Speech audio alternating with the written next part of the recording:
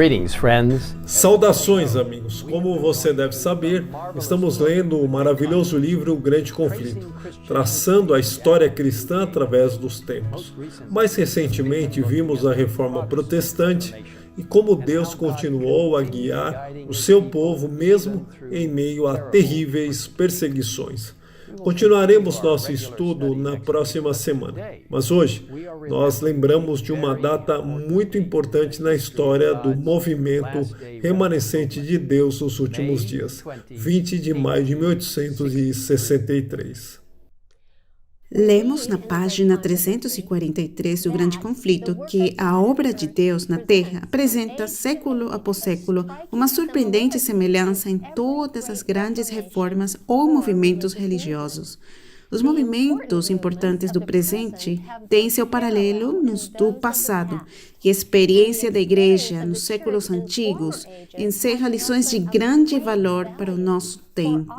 Nenhuma verdade é mais claramente ensinada na Escritura do que aquela segundo a qual Deus, pelo seu Santo Espírito, dirige de maneira especial seus servos sobre a terra, nos grandes movimentos que têm por objetivo promover a obra da salvação.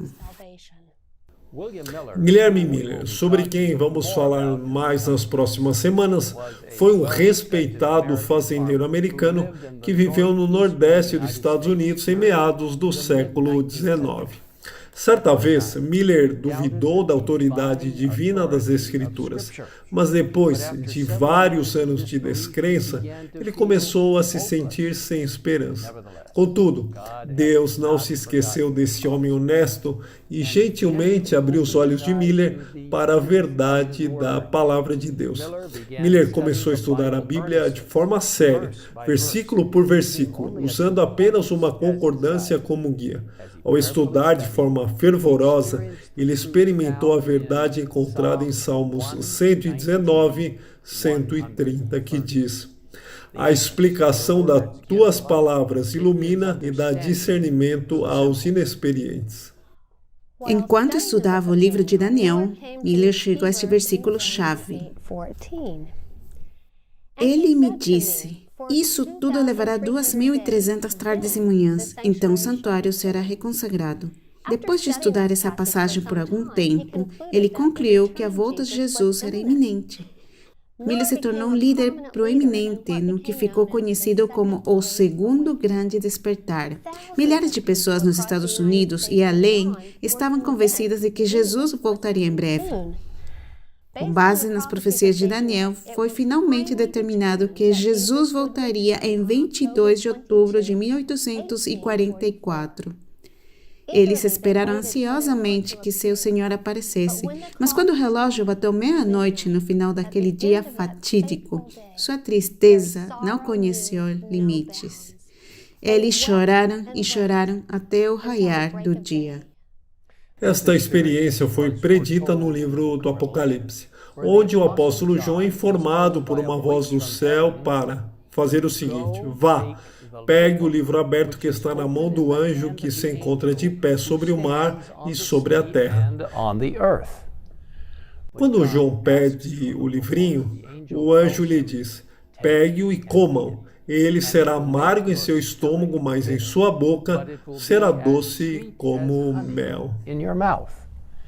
João seguiu as instruções e descobriu que era exatamente como o anjo havia dito. Disseram-lhe então: é preciso que você profetize de novo acerca de muitos povos, nações, línguas e reis. Esta profecia descreve perfeitamente a experiência dos milleritas. Enquanto muitos crentes se afastaram após uma experiência tão amarga, um grupo menor continua estudando a Bíblia, convencido de que o erro não estava na palavra de Deus, mas em sua interpretação dela. Por meio do estudo cuidadoso, comparando escritura com escritura, eles perceberam que em nenhum lugar a Bíblia chamava a terra o santuário. Um equívoco comum naqueles dias que levava à suposição de que a purificação do santuário deveria estar se referindo à terra. À medida que este pequeno grupo de crentes continua estudando a palavra de Deus, eles perceberam que o santuário mencionado no livro de Daniel era muito maior do que qualquer coisa aqui na terra. Era o santuário no céu, do qual o santuário israelita na terra era apenas um tipo. O estudo do santuário é um tópico importante que vamos discutir em vídeos futuros. Mas, por enquanto, observaremos que esse entendimento da profecia bíblica foi o início de um movimento profético do fim dos tempos que levou a um estudo bíblico cada vez mais profundo. No final do ano de 1848, esse grupo de fiéis havia formado os conceitos básicos de vários ensinamentos bíblicos muito importantes, incluindo o sábado do sétimo dia, o duplo ministério de Cristo no santuário celestial, o estado dos mortos, o dom do espírito de profecia, uma compreensão das 3 mensagens angélicas de Apocalipse 14 e a segunda vinda de Cristo. Muitos detalhes dessas doutrinas ainda precisavam ser compreendidas de forma mais profunda, mas os conceitos básicos estavam ali. O pequeno grupo de crentes cresceu rapidamente e, nos anos seguintes, desenvolveu um ministério editorial, produzindo revistas, folhetos, livros e muito mais. Além disso, à medida que cresceu o número de adventistas guardadores do sábado, igrejas foram construídas em vários lugares. Em 1854, Ellen White, a quem os adventistas do sétimo dia acreditam ter recebido o dom profético, começou a convocar um movimento para se estabelecer na ordem do Evangelho. Ela havia sido instruída em visão de que a ordem na igreja deveria refletir a ordem do céu e da igreja no Novo Testamento. A princípio, houve alguma resistência à organização como corpo oficial, pois alguns temiam que, se organizada, a igreja se tornaria a Babilônia. Mas a necessidade de organização estava se tornando mais aparente. Forneceria alguma forma de endosso e apoio formal para os que estão no ministério e uma forma de reconhecer os membros.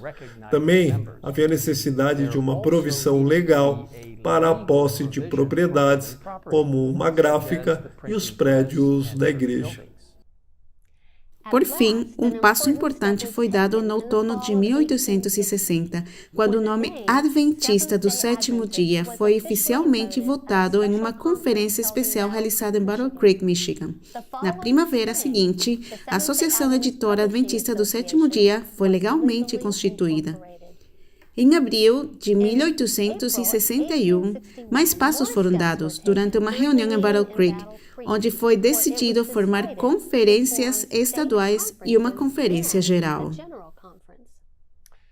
Vários meses depois, as igrejas em Michigan se reuniram para formar a primeira conferência estadual. Isso foi altamente significativo, pois muitos outros passos importantes foram dados, incluindo a adoção de um procedimento para fornecer credenciais aos ministros da conferência, bem como procedimentos para eleição de oficiais da igreja e para aceitar novos fiéis na comunhão. Logo, igrejas em vários outros estados também se uniram para formar conferências. Assim, o palco estava montado para que todas as associações estaduais se reunissem para formar uma conferência geral da Igreja Adventista do Sétimo Dia. Como isso aconteceu? David Trim, diretor do Escritório de Arquivos, Estatísticas e Pesquisas da Associação Geral, explica em seu livro Hearts of Faith, How We Became Seventh-day Adventists. A importante reunião começou na noite de quarta-feira, 20 de maio de 1863, depois que os delegados chegaram de trem a Battle Creek. Havia 18 delegados vindo de 5 das 6 conferências estaduais que haviam, incluindo Michigan, Nova York, Illinois, Wisconsin, Minnesota e Iowa. A Conferência de Vermont não enviou nenhum delegado, mas as igrejas em Ohio, que ainda não havia se formado em uma conferência, enviaram 2 delegados. Além disso, muitos observadores interessados havia, inclusive Ellen White. A primeira ação dos delegados foi eleger um presidente e secretário temporários. O presidente era Jotham M. Aldrich, que tinha 35 anos e havia se convertido apenas 3 anos antes. Uriah Smith tinha 31 anos e foi eleito secretário. Curiosamente, ele não era um delegado. O grupo então cantou Long Upon the Mountains, do hinário James White, publicado 2 anos antes. Os delegados apresentaram suas credenciais para verificação e a reunião foi suspensa até a manhã seguinte. No dia seguinte, quinta-feira, 21 de maio, 8 delegados foram escolhidos para redigir uma Constituição que foi aprovada por unanimidade. Com isso, a Associação Geral dos Adventistas do Sétimo Dia foi oficialmente fundada. Isso proporcionou uma estrutura permanente com conferências como constituintes e sessões anuais. Haveria 3 oficiais permanentes, presidente, secretário e tesoureiro, e um comitê executivo de 3. É interessante que a Constituição original começasse com um preâmbulo, explicando que a Conferência Geral estava sendo estabelecida e que era com o propósito de garantir unidade e eficiência no trabalho e promover os interesses gerais da causa da verdade presente. Além disso, a Constituição indicava que o Comitê Executivo deveria supervisionar todo o trabalho missionário, decidir onde tal trabalho era necessário e quem iria como missionário. Desde aquela época, Deus abençoou sua igreja tremendamente, crescendo de apenas 3.500 membros e 6 conferências em 1863, para mais de 22 milhões de membros, com presença em mais de 200 países e territórios ao redor do mundo. A igreja opera milhares de escolas, hospitais, editoras, ministérios de mídia e muito mais. Tudo com o propósito de ministrar aos outros e compartilhar a esperança que temos com o mundo. Vejam, amigos, Deus organizou a Igreja Adventista do Sétimo Dia para unidade, identidade e missão, para proclamar as 3 mensagens angélicas dos últimos dias ao mundo necessitado. É o movimento profético descrito no livro de Apocalipse. E Deus convida a nós para avançar hoje no chamado especial que Ele fez. Sua palavra profética é 100% confiável. Nós podemos confiar nela. Ao encerrarmos, gostaria de compartilhar com vocês essas incríveis palavras registradas em Abacuque 2, versículos 2 a 4. Então o Senhor respondeu: escreva claramente a visão em tabuinhas, para que se leia facilmente, pois a visão aguarda um tempo designado. Ela fala do fim e não falhará. Ainda que se demore, espere-a, porque ela certamente virá e não tardará. Escreva: o ímpio está envaidecido. Seus desejos não são bons, mas o justo viverá pela sua fidelidade. Vamos orar juntos agora mesmo. Pai Celestial, obrigado por liderar um movimento ao longo de décadas, sim, mesmo ao longo dos séculos, desde o início dos tempos. Obrigado porque o Senhor tem um povo ao longo da história que seguiria os mandamentos de Deus e os princípios do próprio céu. Obrigado pela história recente de estabelecimento de um poderoso movimento. Movimento do Advento que vai levar à proclamação final das 3 mensagens angélicas de Apocalipse 14 ao mundo e vai preparar as pessoas por meio do poder do Espírito Santo para a breve volta de Cristo. Obrigado por o Senhor estar conosco e por nos guiar como povo. Abençoe-nos agora, enquanto realmente olhamos para o Senhor, aquele que pode nos ajudar a viver verdadeiramente pela fé, completamente no Senhor e por meio da graça de Jesus Cristo. Pedimos tudo isso em nome de Cristo. Amém. Amen.